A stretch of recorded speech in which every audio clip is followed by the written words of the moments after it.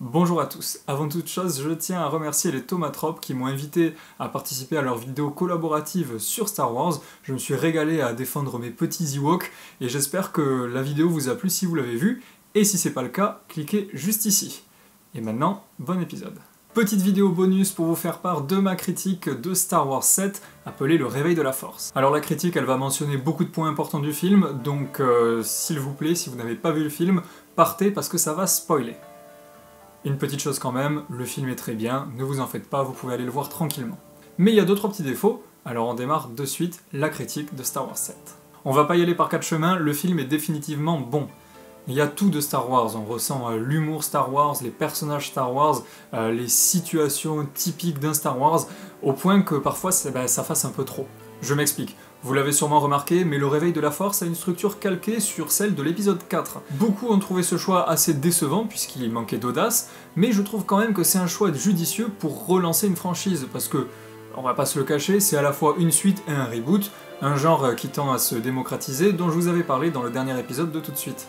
Bon, globalement, j'ai pas boudé mon plaisir, tout ce qui fait un bon Star Wars est là, il y a de l'action, de l'aventure, et en plus c'est bien filmé. Ça a été un exercice sûrement difficile pour J.J. Abrams, puisqu'il a dû contenir un peu ses effets pour assurer la continuité visuelle de la saga, mais il a réussi quand même à apporter sa patte, sa touche artistique.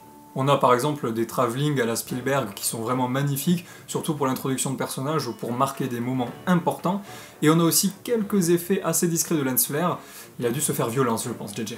Tant qu'on est dans la technique, la 3D est excellente, je sais pas si c'est une conversion, je crois, mais je suis pas sûr, mais en tout cas la 3D est très très bien, on est en plein dans l'action, et surtout dans les batailles spatiales, c'est génial, donc si vous hésitez, allez le voir en 3D.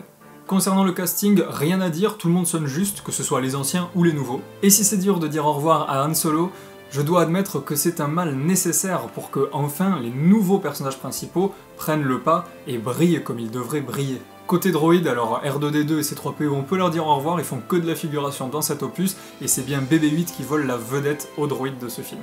Et pourtant, il y a des défauts que j'aimerais voir corrigés pour les prochains épisodes. Premièrement, cet épisode, il soulève beaucoup trop de questions. Alors je me suis fait une petite liste, alors je me permets de la lire. Pourquoi retrouver Luke est-il si important? Pourquoi R2 se réveille tout d'un coup? Quels ont été les arguments de Snoke pour convaincre Kylo Ren de tomber du côté obscur? Qui est Snoke? Pourquoi avoir choisi de le faire en CGI dégueulasse, style orc blanc dans le Hobbit? Quel est le but caché de Kylo Ren? Et quel est le but du Premier Ordre? Parce que s'ils veulent renverser la République en place, c'est eux les rebelles au final. Et d'ailleurs, elle est où cette République? Je sais pas si j'ai été trop habitué au contexte géopolitique mis en place dans la prélogie, mais quand même, là ça manque vachement pour situer le contexte. Donc voilà, il y a un sacré gros manque de background politique. Alors, un autre gros défaut de cet épisode 7, c'est le fanservice. Alors attention, on n'en est pas au niveau du Hobbit, et heureusement, ça reste un bon film.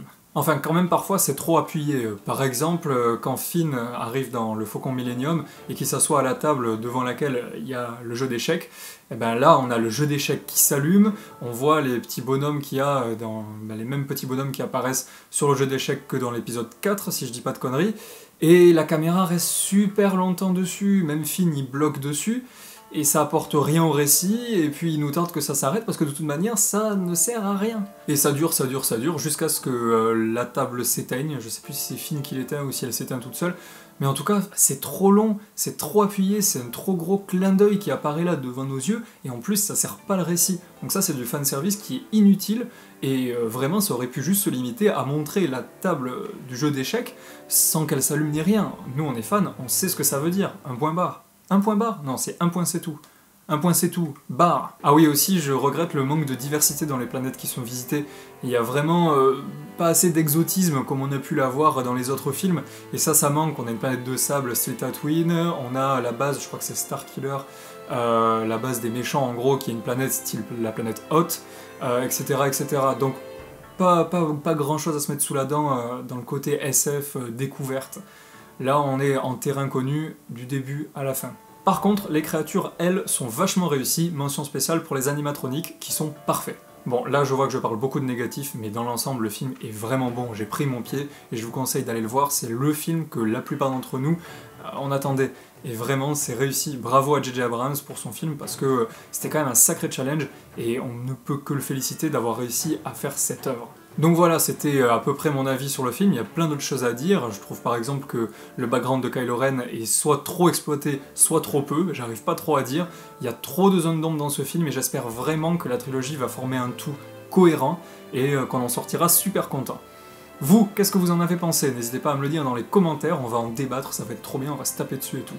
Donc n'hésitez pas à me dire ça, à partager la vidéo, à me mettre un pouce vert si vous avez aimé, un pouce rouge si vous avez pas aimé, mais c'est pas trop sympa quand même. Et je vous dis à très bientôt pour une prochaine vidéo. Ciao!